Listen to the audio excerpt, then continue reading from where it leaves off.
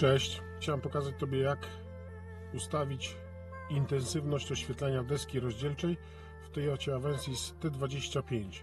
Jest to bardzo proste, ale nie każdy o tym wie i chciałbym, żebyś o tym wiedział. Już przechodzimy do ustawień. I teraz tak, na początek potrzebujemy przekręcić stacyjkę w pozycję startową i w tym momencie musimy sobie uruchomić światełka. Wystarczy przełączyć je w pozycję pierwszą, czyli światła postojowe. I teraz po lewej stronie mamy tutaj taki przycisk. I tym przyciskiem wchodzimy sobie w menu. I pojawia nam się tutaj jedna kreseczka. Jest to moc, jaka w tej chwili jest ustawiona tutaj, jeżeli chodzi o zegary. I teraz zobaczcie, jak bardzo prosto jest sobie to zrobić.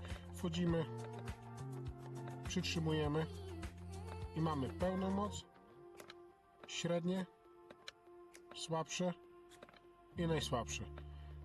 Jak chcemy, żeby świeciło tak cały czas, to nic nie przytrzymujemy, tylko sobie zostawiamy i tak już nam zostanie. W tym momencie wychodzimy i to wszystko. I teraz zauważcie, że po włączeniu świateł mijania mamy cały czas tą samą moc.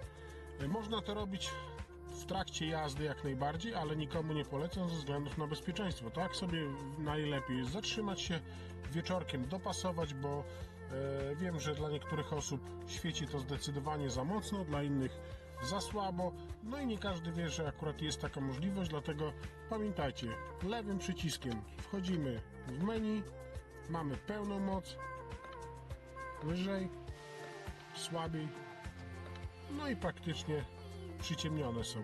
Jest to bardzo dobre na jeździe jakiejś długiej, na autostradzie, no bo nam się wzrok wtedy nie męczy. Możemy sobie nawet na takich odcinkach przestawić, później po prostu wrócić do ustawień, jakie sobie po prostu chcemy i tyle. Ja lubię sobie tak mieć ustawione, jest to średnia moc.